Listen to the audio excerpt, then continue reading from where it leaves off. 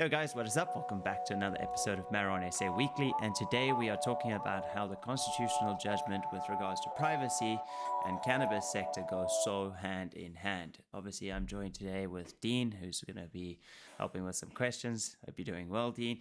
And we have a honorary guest. It is Danny from the Joint Coffee Haze, and he's going to be sharing a little bit of information about how exactly privacy and cannabis just work so well hand in hand within regards to our legislation. Hi, Danny. Thanks so much for joining us today to talk a little bit about privacy and the cannabis sector in South Africa. And I'm going to jump straight in with a question, and it's basically with regards to like how privacy and growing is similar to privacy and consumption, and is it the same? Do you see it as the same, or is there any sort of differences that you work with? Interesting question, difficult answer. It's important to note that I'm not a legal expert. I'm more of a farmer / club worker. So for me, there's many similarities, but also a lot of differences. When it comes to cultivating in private, you will find that a big SAPRA facility, as well as a smaller home grower of 4 plants, still has to adhere to privacy principles. And effectively, how we interpret that is it is any space, building, shed, hut, tent, boat, or any portion thereof to which the public does not have access to. So that's kind of how we interpret the privacy part. And then in different facilities and different grow structures and different clubs, they would apply those privacy policies differently. In our club, the Joint Coffee House, we're a little bit stricter compared to even the proposed bill that talks about no access under 18s in the proposed bill. And in our club's constitution, we don't allow anyone under the age of 21. So the subject is broad and it is open, but that's our top line interpretation thereof. Amazing. Very interesting. Danny, with relation, just carrying on this question a little bit, with relation to enforcement, tell me a little bit about how sort of, policy and privacy can be enforced in a responsible manner in order to adhere to the answers you've just given us. Again, very interesting question, very difficult to answer. Currently in South Africa, self-regulation has become increasingly important in all aspects of industry because national regulation or the enforcement of national regulation is tough. And I'm just referring to the current regulations on tobacco products or cigarettes more specifically. It's got regulations, it's got a bill, there's police officers enforcing it, but in reality it's much tougher to regulate and enforce on a ground level, a stick-by-stick basis, than many people would think. So when it comes to self-regulation, we are a self-regulatory club, which means we've got a committee that ensures that we practice the constitution of our club and the principles of our club. And then we've got a number of audits happening throughout the year. Some of them external financial auditors, some of them legal audits that happens on surprise visits on a quarterly basis to ensure that what we are doing, what we say we are doing, as well as farm inspections, that they inspect the plants, that we're not just growing, but that the plants are actually matching the needs and the people that we say we are growing for. So we practice a self-regulation model. We see in the future self-regulatory will become increasingly important, not only in our type of social environment, but even rural farmers. They also practice good agricultural principles, understanding that there'll be a lot of development happening in the upcoming years, but even them have got to self-regulate. There's not going to be someone around every corner telling us to use clean water and to check out the air and to test our cannabis and to share and work responsibly.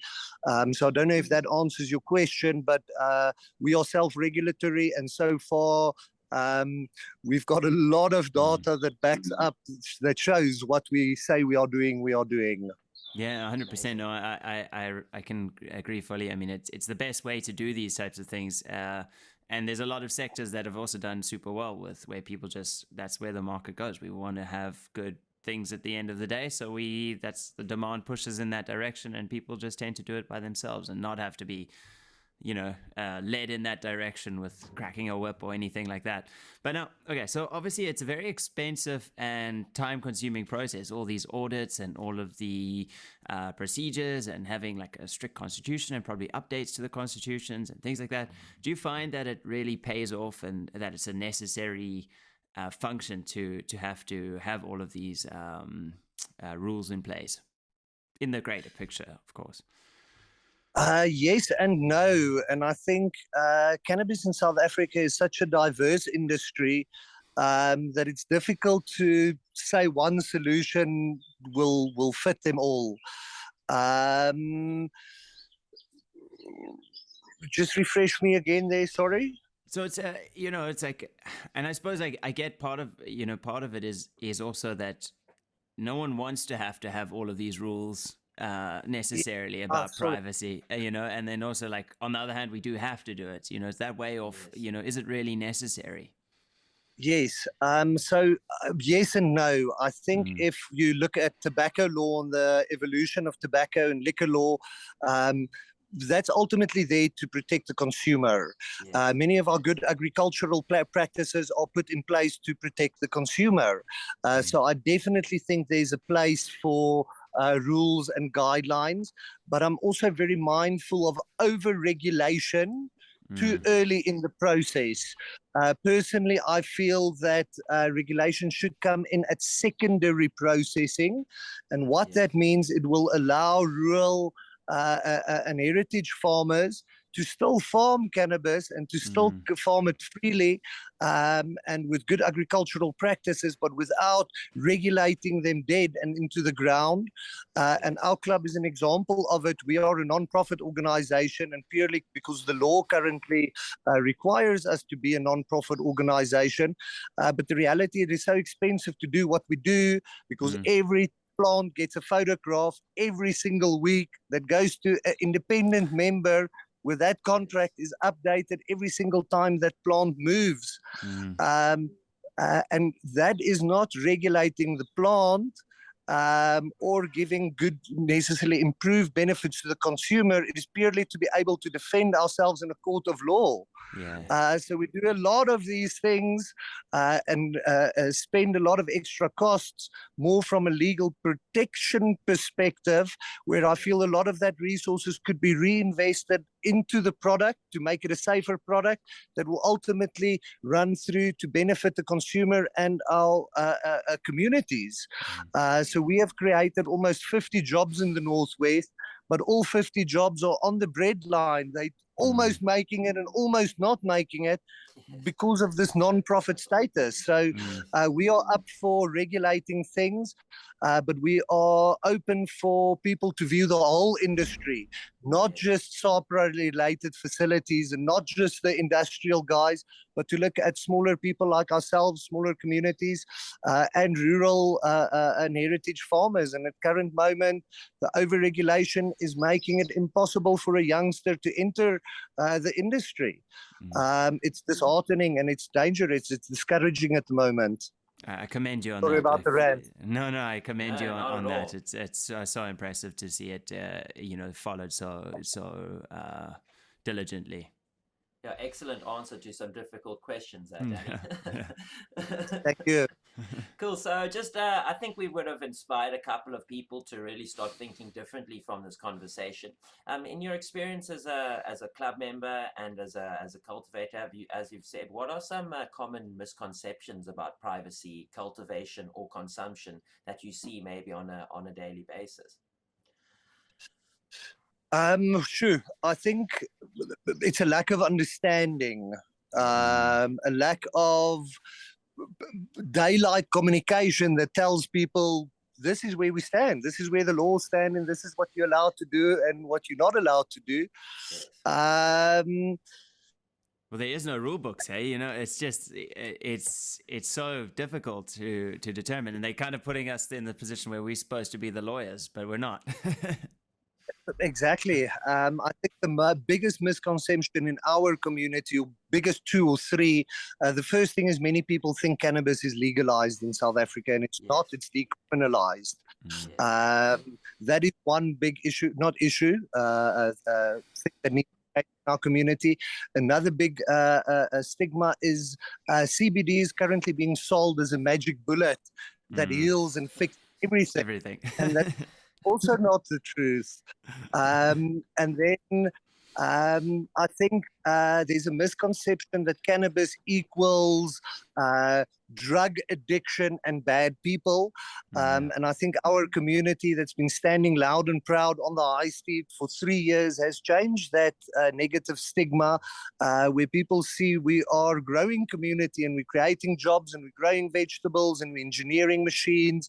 And unlike many other negative mindsets currently out there, our little cannabis community is positive, and we're innovative, and we're engineering things, and we're building things. We don't have any money, and we don't have a bill to work towards, but we're trying our best. And it's just such a positive mindset in the cannabis space at the moment, and it's inevitable. It's happening. It's not an industry where politicians think it's going to happen once they legislate. It's happening, and it's got a lot of power. 100% agree. The industry in South Africa, it's sad that we have to fight so hard against, all the adversity, and like it's such a ready to boom industry and ready to thrive industry with like so many, like, at the march we saw so many decent people and such amazing, things that they told us about how it's helped in their lives and things like that. And it's just sad that we have to always be under the watch of unnecessary watch of government and things like that. So I commend you on your diligence towards, maintaining a establishment that's so, constitutionalized and so organized and so prepared, because that is exactly the stigma that we're trying to break within that's the image we're trying to put out in the industry. And I really do commend you on that, and thank you for coming on the show today. Like Danny was saying, there's a stigma around what people in the cannabis industry are like, and it's really not the case. Some of the most hardworking. Being in this industry is not all easy. It's lang hard. It's difficult, from growing to running an establishment to running a grow shop, and a lot of people think it's a get-rich-quick industry where it's just money's flowing everywhere, but it's not the case. It's a super, super, super hard industry where only if you are passionate and you're working hard every single day of your life towards this will you make it in this industry. It's the most hardworking people I know are in the cannabis industry. So it's really, it just comes across again and again and again, getting guests on and people in the industry, and everyone sticks with that same everyone's kind of fits in that same kind of mantra, So, it's a hard industry, but like Danny said, and I agree, it's a positive industry, and it does lack a lot. I mean, there is obviously, there's lots of trials and tribulations, and the fight carries on, but it's a bunch of, there's really good people in this industry, and it has changes people's lives. Has changed a lot of people's lives. Couldn't have said it better myself. Thanks to Danny and to Danny from DeJoint Coffee Haze. It was amazing to have you on the show today. Thanks, Dean, and as always, guys, till next week. Peace. Peace, guys.